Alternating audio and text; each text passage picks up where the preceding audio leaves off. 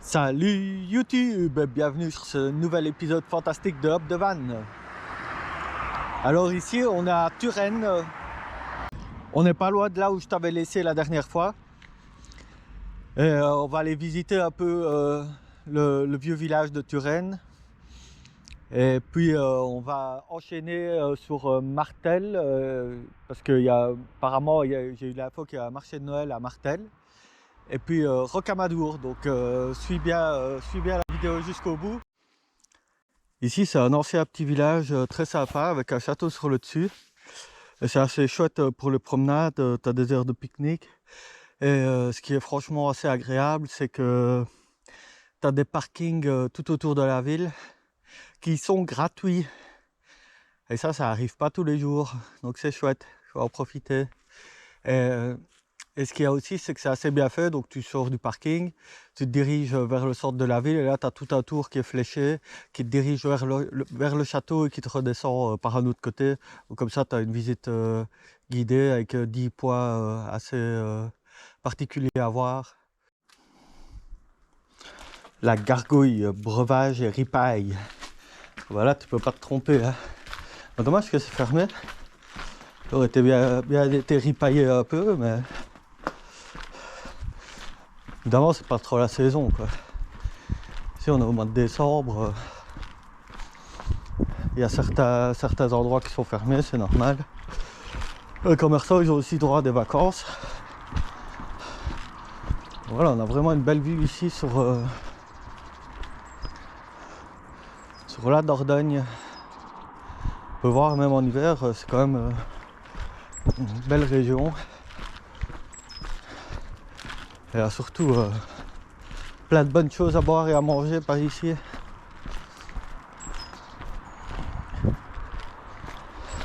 Donc c'est assez chouette le village pour promener avec le petit.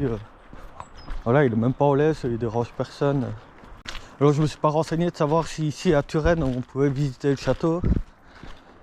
Mais comme on a déjà fait le château de Vassignac sur la vidéo précédente, n'hésite pas à aller la voir d'ailleurs si tu l'as pas encore vu. Bon voilà, j'ai pas envie de me faire que des châteaux non plus quand je suis dans la région. Donc ici voilà, on va changer un peu. Il y a plusieurs sentiers de promenade qui passent ici dans la région. Il y a plein de chouettes endroits à découvrir. Et évidemment, comme d'habitude, je te mettrai tout ça dans la description si t'es intéressé. Ouais, c'est joli cette petite tour. Si t'es intéressé, je te mets tout ça dans la description. Tu as des gîtes, bon, tu as dormir ici dans le village. Je me suis renseigné un peu des prix. C'est aux alentours, bah, ça dépend un peu, mais le passage des chanoines, dis donc. Des chanoines. Je sais pas ce que c'est un chanoine. Si tu sais ce que c'est un chanoine, tu peux me le mettre en commentaire s'il te plaît.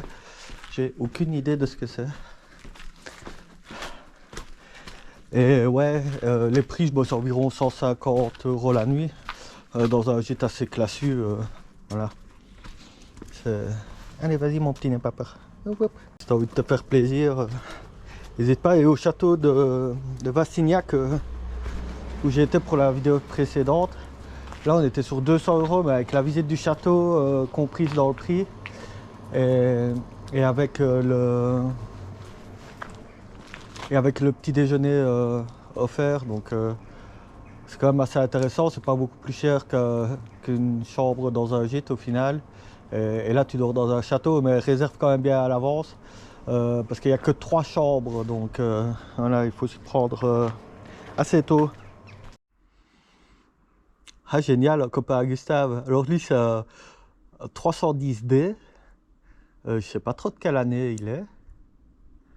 Ah mais il est un peu plus long que Gustave, il a l'air vraiment bien. Un peu plus lourd, il peut monter jusqu'à 5 tonnes 5. Il n'est pas jumelé à l'arrière. Mais ouais, génial, il a l'air un peu aménagé aussi. À être sympa. Par contre, voilà, il mériterait comme Gustave un petit coup de peinture, ça ferait pas de tort. Ouais. Et donc voilà, on a un clin d'œil ici, on a Martel. C'est une cité médiévale. Et ils sont en plein préparatif pour le marché de Noël qui a lieu demain à l'initiative des commerçants du village. Et alors il y a des parkings gratuits un peu tout autour de la ville, mais il y a également des parkings payants pour les caravanes avec des services. Ah, il y a le Père Noël ici à Martel. Ah bah dis donc, qu'est-ce qu'il fait là le Père Noël? Je me suis pas renseigné sur les tarifs pour le... On avait une petite patinoire.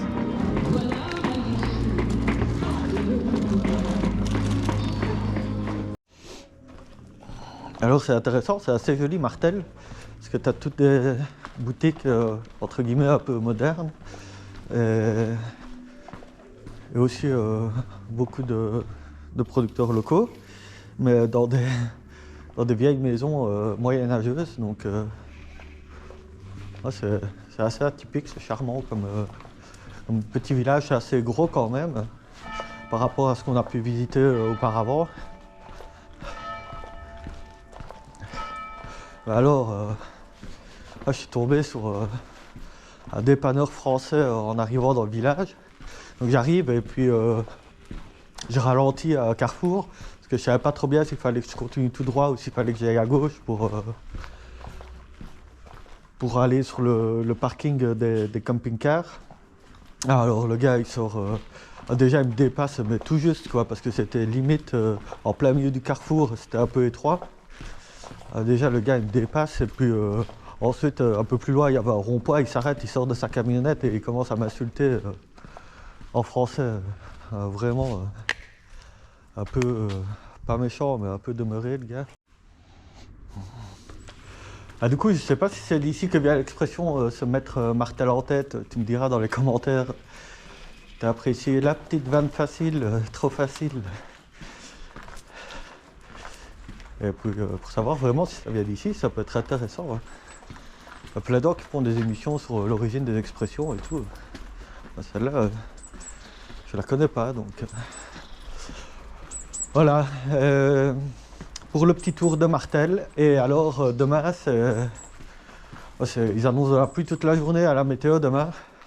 Donc on va essayer de se trouver un endroit un peu confortable pour poser Gustave.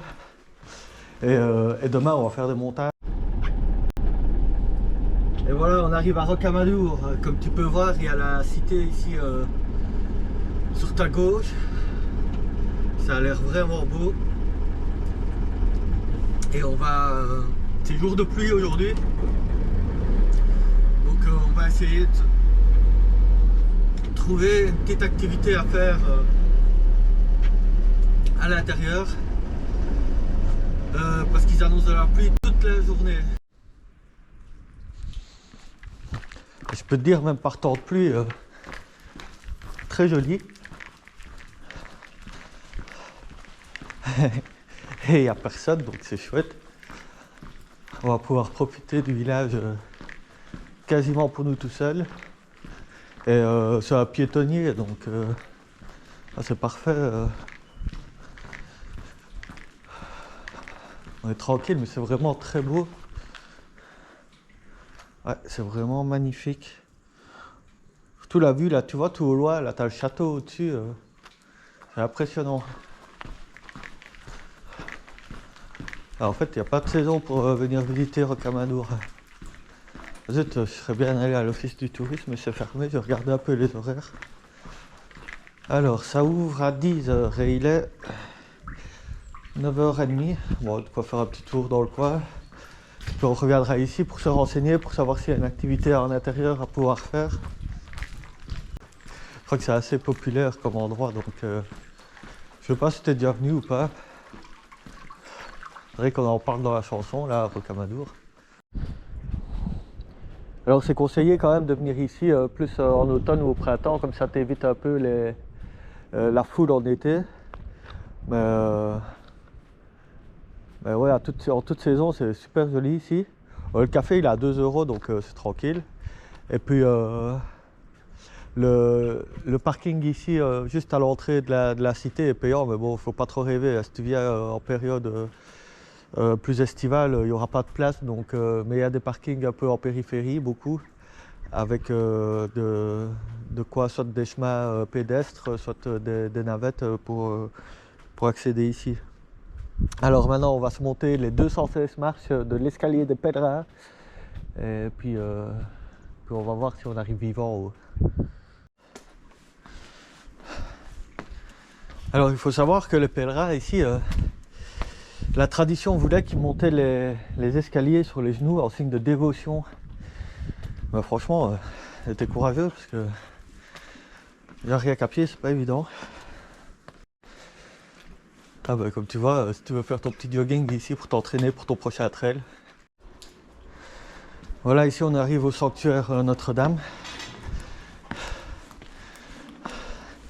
C'est une enceinte sacrée. Il y a la statue de la Vierge Noire un peu plus loin. Et ouais, encore aujourd'hui, le Rocamadour, c'est une étape importante pour les pèlerins qui font le pèlerinage vers Saint-Jacques-de-Compostelle.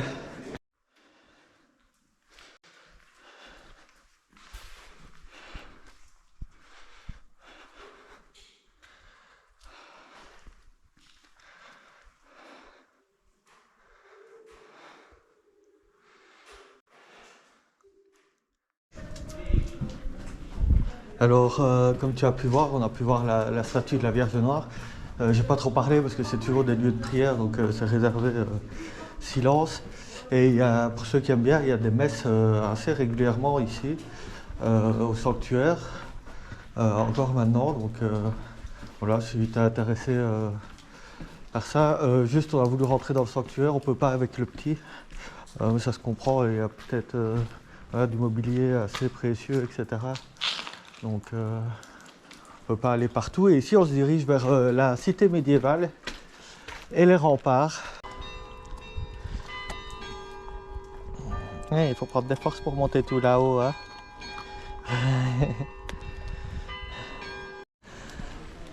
Ouais, le chemin de croix en fait, qu'on fait ici, ça représente un peu la passion du Christ depuis sa condamnation à mort jusqu'à son exécution. Et donc c'est jalonné de 14 petites étapes à chaque fois avec un petit mot d'explication. Ah, voilà, on est venu à bout du chemin de croix. Ouh. La descente sera plus facile. Et là on est arrivé au château, tu vas me dire encore un château, mais j'en peux rien, il y a plein de châteaux partout ici dans la région.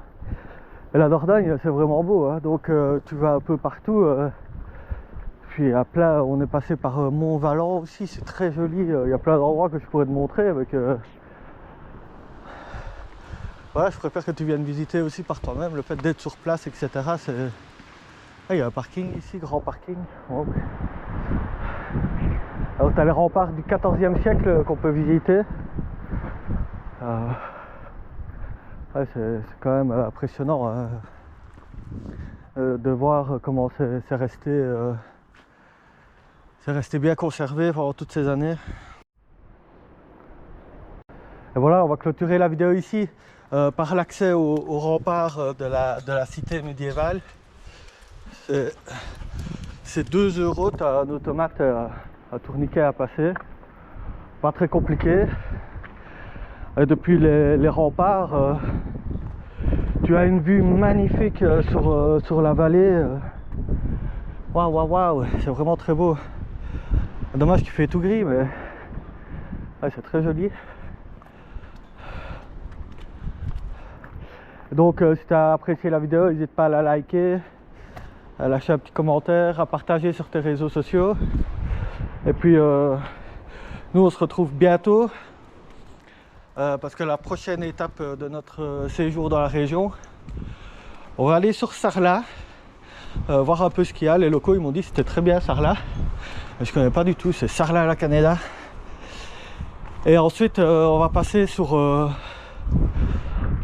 au Roc Saint-Christophe aussi, un site préhistorique. Si t'aimes bien ça, la préhistoire, n'hésite pas à t'abonner et à cliquer sur la petite cloche pour ne rien rater des prochains épisodes. Il y avait quelques touristes espagnols ici, donc j'ai pu travailler un petit peu mon espagnol. Parce que je pourrais bien qu'on aille en Espagne dans pas longtemps. Donc ça aussi, si t'as pas envie de rater ça, abonne-toi. Et hola, ¿qué tal? Qui m'a dit. Et puis il m'a fait comment se llama el pequeño. Ah, je vais dire, se llama Billy. Billy Billy.